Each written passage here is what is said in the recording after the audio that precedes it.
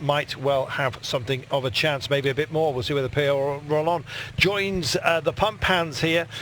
Yeah, Simon Yates, I was just saying, more precocious of the two brothers, just his natural personality. When he came up and did the head swing and said, come on, let's get up there and start doing something, I thought, yeah, it's got to be Simon. It was purely a guess. What about Jack Haig? I'll wait and see, but I think Darryl Impey is their chosen man today. It could well be one of the Yates brothers, or indeed this man if he holds on. Now it says 400 metres until he gets the KOM. Yes, that's true, but then he's going to kick on and do another about 1,800 metres before he gets over the peak. How nasty is that? It's pretty brutal. It's, again, not the most spikiest of parkours today, but it's cruel in the fact that there's no rest at all over the top. Quite often you make that effort, get to the top of the climb, and then you can descend, you can freewheel, giving yourself a chance to recuperate, to take a bit of a breath, take a bit of a drink. But this one, he's going to have to essentially continue this level of effort all the way to the line. But he's secured those points. It won't be very long before he's rolling across the line. There it is. So maximum points in at the King of the Mountains. That's another 5 points in the bag for De Gendt. 15 points today, so he's definitely got that jersey on his back. Can he now hold on all the way to the line? Let's see. He goes through a tunnel, and although the tunnel looks flat, it isn't. It picks up a little bit more, and he will emerge, thankfully for him, as it crests. So he'll be coming out of the tunnel and enjoying a little bit of downhill. And this are your first moves. Movistar want a softening up exercise right now, and this is about just taking a bite out of the day.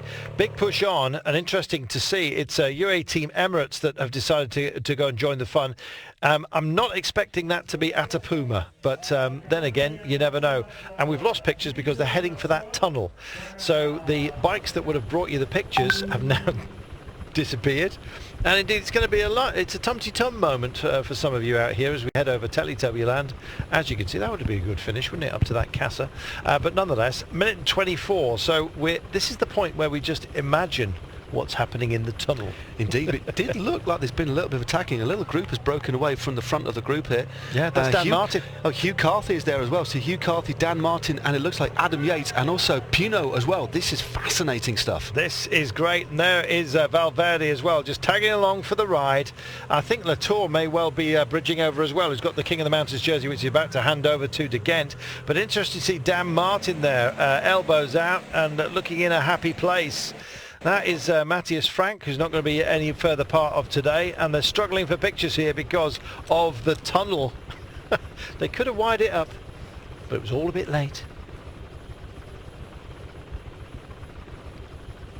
So the helicopter's flown round the lumplet and is waiting for Thomas De Gendt to emerge, and we can't even give you the gap, I'm afraid. He was being chased down, but they couldn't decide who it was going to be. There's the lead motorcycle that would normally guide and indeed punch a hole through any crowds. We're a distinct absence of those today, I'm afraid, with this new finish that we've got. I think the good burgers of Capredon, although they were always going to be the backup for this, I've got an unexpected fillip with the race visiting them, and still we wait for De Gendt and the motorcycle that's with him to start beaming back pictures. Anything can happen. What is the secret ingredient in your paella? Well, I've just been told by my people, by my solicitors, I can't actually reveal it on Worcester sauce. air. There you go. I've given it away. I can't let the secret recipe go. Well, all right. That's just one element of it, but that was the added ingredient. Quite frankly, the rest of the recipe can be found. Big prawns. Yeah, well, feeling a bit like that myself. The bike is waiting up and filming backwards here. They're going to wait for Thomas De Gendt to emerge, and then we'll get our gap for you. Sorry for the hiatus, but it's the design of the course which had to be redesigned today because of danger of snowfall, snow slip, landslip, if you like. And Thomas De Gendt is back out, takes a toot. Well, that sort of suggests, let's look at his cadence here. He's on a flatter section. Is he going hell for leather? Not quite sure. Now it turns into a drag, this, of 3% for about 9 kilometres before he gets to the top. We'll wait for the time gap, because that's when we'll know whether he's going to make this. Well, he's certainly got more of a chance now that the climb's over, because you know, De Gent is a very, very powerful rider indeed. Although we've still got this headwind, there is this slight plateau. 54 k's now at the moment, so a little bit of an opportunity just for him to get a breather before he gets back into full TT mode. But it's going to be difficult to get him back. But we shall see, has he measured his effort well enough, and how active are the group behind, because we did see Thibaut Pinot, Dan Martin, Hugh Carthy and Valverde on the offensive. Yes, they were, and this man is as well, and he's picked it up 49 and 50 kilometres an hour. That's a sort of a delayed reading from that little descent he was on. And here is your chase now. Is it Pinot that's actually joined the fun here? Adam Yates, there's Dan Martin in the frame here. Who else is and who is that from AG2 Le Mondial?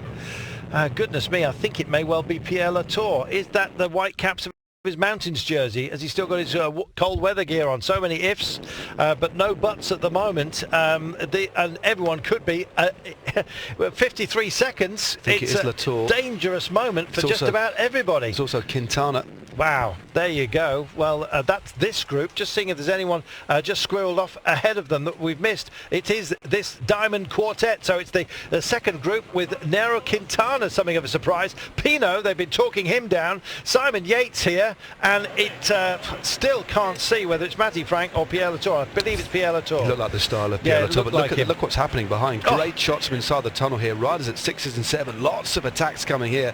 This is spectacular. So 53 seconds with 10 k's to go. Well, I told you they could rig a motorcycle to give us those pictures, and one of them's got it. It just wasn't out front. Nonetheless, this man is 51 seconds, 9.9. He's got to grind them in, but he's got some real quality behind, and they look like they're arguing about who's going to take on the duties. Simple as that. It is Matthias Frank, not Pierre Latour, that's out front. So the great Swiss, will he miss? If De Gent makes it stick, then he might well. He could also be a foil. Likewise, Pinot for Godot. Frank could be a foil for Latour. We'll wait and see. It's breaking down behind, as you can see, and it's not that much of a gap back to Group 3, and nobody can decide who's going to take on the push. Well, this is a great riding by Movistar to put Nairo Quintana in their riders now from Dimension Data attacking, but this group working really, really well there. Adam Yates just rolling through. Nairo Quintana takes his turn at the front. He is the highest placed of this quartet of riders. Was that Ben O'Connor who's having a big dig for Dimension Data? We'll wait and see in a few moments' time. Meanwhile, on the grind, it is this man, and I'm afraid he's achieved the Mountains jersey, which he'll be wearing tomorrow. But the stage win now looks lost to him. He's time trialing. He's gone puppy paws out front. He's still got 46 seconds. It's going to take some arguments, I reckon, within the chasers to actually deny him today. But here we go. This is this group. They're not that far away, I'm afraid, from the main body of the peloton, which is now starting to fracture, and others may well be called to action with this quartet. Quintana, Simon Yates, Matthias Frank and Thibaut Pinot. That's quality. It's a very, very powerful group, and they're all working very well together. Remember, Movistar and Mitchelton Scott were the two teams that actually gave most of the impetus to the bunch, and looking back, there's no real organised chase at all. That climb actually fragmented the bunch considerably, therefore there's not a great deal of riders to relay together. So now we're seeing Team Sky formulate together. Well, there's two riders from Team Sky on the front. Theo Geoghegan Hart is now leading, and it's Kelly Elisond just in his slipstream. Of course, one of the other big teams to have missed it is EF Education First Rapak 2. Yep, indeed. I'm not quite sure. I don't think there was any waiting up for their colleague who took a tumble. They're in this group right now, but look at the gap. It's a tenuous one, you know. It's 22 seconds. But then again, we've only got 8.5 kilometres to go, and it's going to take a solid work rate, which is being instigated by these guys. Interesting to see Pinot. We were really put off the scent, weren't we, today, by the talk from Godot saying no, it's definitely not him. He's keeping a lot back for doing the Giro and the Tour double. Meanwhile, downstairs, Valverde, you can see with the palish jersey, you can see the blue M upon his back. He's running in about position 6 there, wondering just how much to put into this drive. He's got a teammate up the road who's on the blower right now. Is Valverde going to have a late old charge just to prove what he's got, or is he going to save something for the Mountains, which will finally arrive proper tomorrow? Well, I think he'll just wait and see. They're in a great position, potentially moving Nairo Quintana into into the leader's jersey with the position, but remember, we do have time bonuses on the line. De Gent's out in front, and tell you what, he's holding steady at 45 seconds. This is an absolutely Herculean ride by the Belgian. We know how much strength, we know how much endurance he's got, and although the 4 riders are working very well behind, they're not eating into his lead particularly quickly at the moment. I think they're thinking about potentially winning the stage, just holding a little bit back. Starting to come down though. 30 seconds, drifts back, and as you can see, it's now 26 seconds the gap to this main group with the leader's green jersey on the back of Alejandro Valverde. Nairo Quintana is up ahead, so he's got an excuse not to push. But excuses may be what everyone is searching for by the end of today, because with 43 seconds of an advantage and 7.4 kilometers to go, De Gent, if he can find something, and it's going to be a dialing down, I think, of the fuel neck to the very base of the energy that he has remaining. I don't think the winner's going to come from this group today. They look like they've accepted their fate with the quartet up front, although Sky take up the drive. Still, anything can happen with 7.2 to go.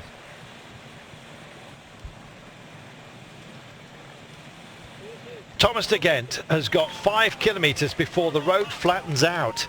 I hope he does it. This would be an absolutely amazing push by a man that could top the list of many people's favourite riders, and why not? He's bit left field. That's the way he rides it, and they've started to attack as Simon Yates goes off, dragging Quintana with him. Frank decides to join it as well, but for the time being, it's a knockback for Pinot, maybe just leaving something behind. He picks back up though and reinvests. Well, this looks like it's going to be job done. 38 seconds now with 6.8 to go.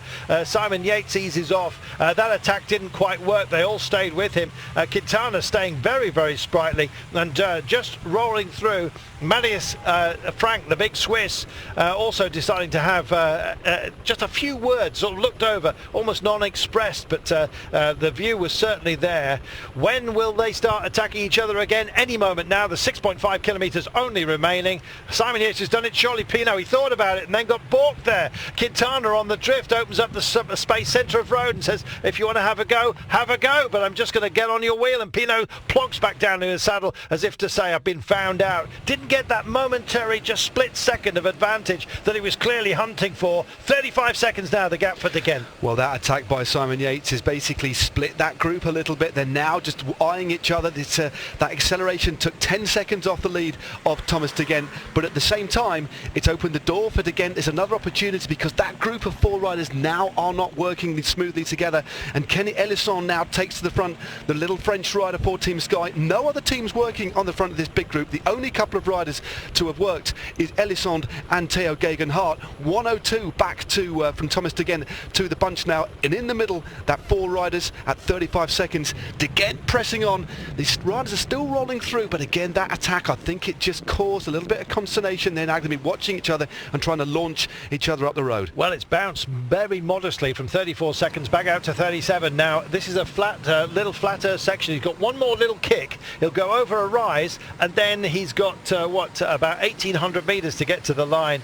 I'm lacking belief in Thomas De Gent, but then again, I've said this so often before. 38 seconds, and as you say it, suddenly the gap extends a little bit. He's a remarkable athlete. Well, the group behind, they are working a little bit with those little attacks. They'll steal a few seconds, then lose a few more, and now Simon Yates thinks, well, we've still got a chance. It's still 5.5 kilometres to go, but remember, the last couple of kilometres are where it flattens out, and that's where Thomas De Gent still needs to press on. But again, he won't have the disadvantage of gravity being against him. Let's have a little look at the pan back. There are the peloton still being led by the white jerseys of Team Sky. No other teams interested in contributing to the pacemaking. This is finely balanced. Yeah, it is. Just a little bit further back, Mitchelton Scott, I think they've lost an opportunity for Daryl Impey, you might say, but they're sort of staying here as anchors because Simon Yates is having his fun up the road. I really thought it was going to be an alternative for them, and that would be the high ground for the Yates brothers. But Simon Yates has showed how sprightly he is. He's busy in action at the moment, and he's taking it to the likes of Quintana, Matthias Frank and Thibaut Pinot, and they don't like it. Well, 30 seconds, it's holding, you know. He's lost, what, 8 seconds in about 600 metres. 5.1, and the camera bike there just telling this TV camera to stop pacing these guys because it's neutralising what De Gent's doing up front. There's the 5k to go. marker. This motorcycle is not in front of him, so he's getting no aero assist, which is being offered up to the chasers. That's a mistake, and I hope race director is telling that bike to get over to the side of the road and stop helping them close the gap. Well, the director sportif of Lotto Soudal encouraging Thomas de Gendt as best they can, just trying to instill the added little bit of belief. So important that you get the backing and the belief from your director sportif. But there is the situation on the road. The gap foreshortened, of course, by that tailwind, that solitary figure in the red and white of Thomas de Gendt, way over to the left-hand side of the road, trying to get a little bit of shelter from the wind, taking the shortest line that he can. And this group finally behind now, being led by Matthias Frank of AG2R,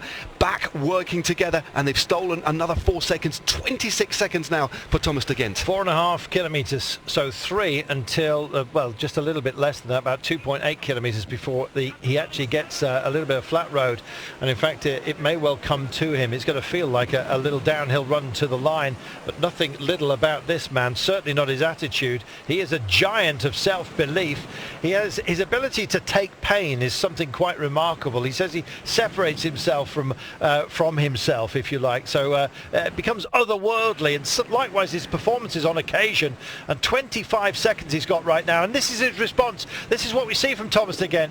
Don't be surprised if he starts sprinting in a short while, and these guys must be aware of the danger and the character of the man who's out in front of them. 4.1, somebody's got to reach out to try and close this, and at the moment the burden is being carried by Simon Yates, with Pinot sitting in, Frank there as well. Quintana's got the ultimate excuse, and he may well be that this is a Quintana victory today. We'll wait and see. It's certainly going to come from those 5, one would assume, but still 55 seconds. The pace is picked up behind. Sky are driving on. There's still 4k to go. It's not over. Yeah, Quintana clearly not working. He's happy with the situation, doesn't want to push any of those other riders into lead. He is actually the rider with the most to gain, but he doesn't want to screw it up in the sprint. We've still got those time bonuses, but 3 riders versus 1 out in front. And Thomas de Gendt, do you know what? He hasn't capitulated just yet. He's just stolen another second back, went down to 20 seconds, now back up to 20 to 29 seconds in at about 1,800 metres. Thankfully for Thomas de Gendt, the road starts to level out, and still Theo Gegenhardt drives hard on the front for Team Sky. Ellison just in his wheel, and Sergio Henao now joins the mix too. 30 seconds now. He's extending the gap. Well, remember what we said about just dialing down that little straw in the fuel tank, as it were, of his own energies. He's able to do this. He goes into reserve mode for a last little kick, and that's what he's believing at the moment. It bounces from 30 down to 29. We're watching the clock as these guys, we watch them toil here, and they're not that far behind. What are we talking? 22 seconds in arrears, 23 seconds, that kind of thing. So within the pack, they still believe as well, and these guys have got to be careful that they don't snuff each other out with a lack of will to engage. Quintana's got the big excuse. He's got the leader's jersey on the back of his teammate Alejandro Valverde. He's not going to take a turn. It's a gentleman's excuse me for the other 3. Simon Yates showed the biggest hand, but de Gendt increases the gap again. It's back out to 31 seconds, back down to 30. This is an incredible ride, and I'm beginning to now believe that he might just deliver it. 1,100 metres before it flattens out for him. A little bit of shelter afforded there by the team car. Another few words of encouragement. Can Thomas de Gendt pull this off? What a coup it would be. What a Herculean effort.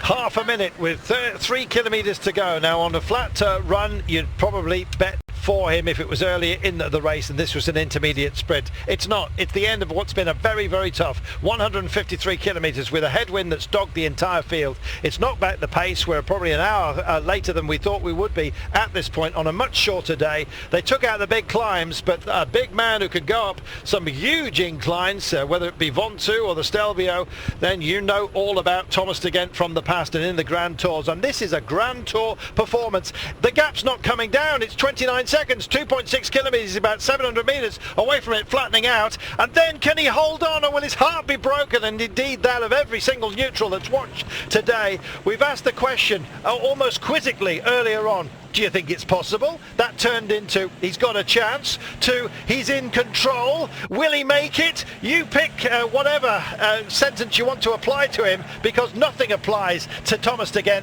when he's in this kind of mood other than greatness. This is brilliant. Full of belief and also full of strength with the backing of his team, but he's ridden this solo for the last few kilometres.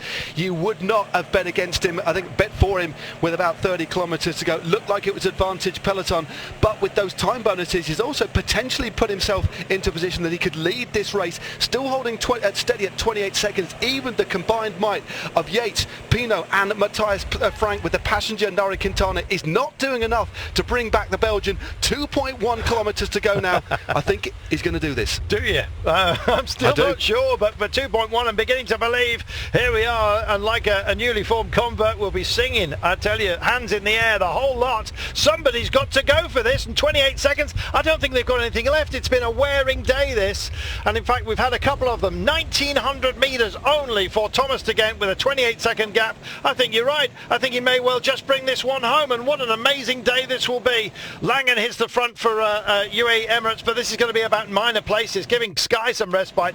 They're peddling squares at the moment as well after such a day in the wind, but putting the wind of absolutely everyone is Thomas de Gendt. 1700 metres now. We've not seen pictures of him. We'll wait for the statics cable to bring him home, I imagine. 27 seconds. He's going to make it, surely. Well, the gap now is coming down. We've got Stake Langen on the front driving hard. He's now narrowing the gap between what's left of the bunch and the four riders in between, but still Thomas de Gendt rolls that big gear. You can just tell the effort now, those shoulders starting to bob, but he really does believe. Thankfully for him now, mercifully in fact, the road is starting to level out. He can start to believe that he's got this stage win. The only way that these riders behind are going to catch him is if they continue to work together, but now some added firepower late in the day from Bahrain Merida. Domen Novak it is that comes to the fore right now, but it's all too late.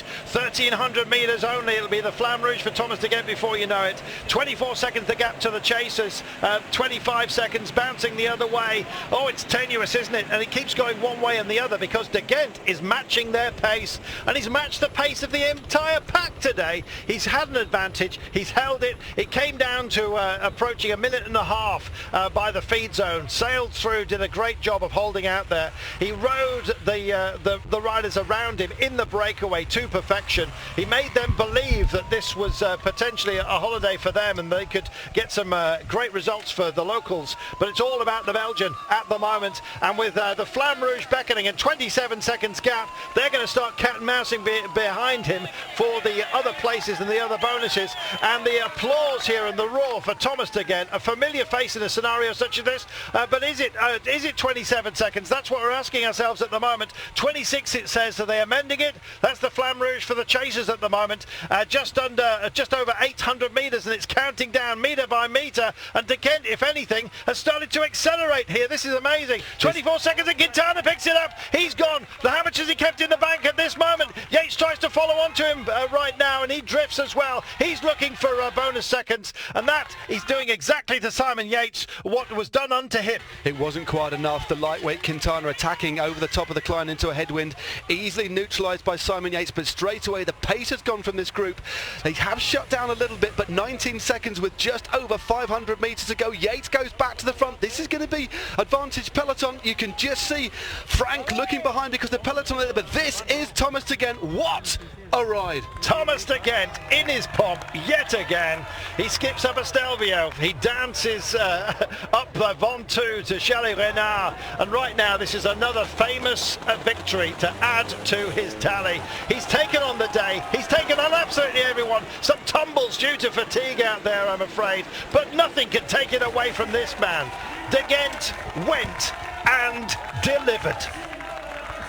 Absolutely fantastic. So who is it that's going to be the catching of him? Well, the pack has closed down on those who were hoping to stay out and in front. It's going to be minor places, but it looks like Yates is going to get there. Oh, and it's Pinot, I think, at the line, is it? No, Simon Yates just gets him. Pinot, I think, with Frank in the frame and Quintana.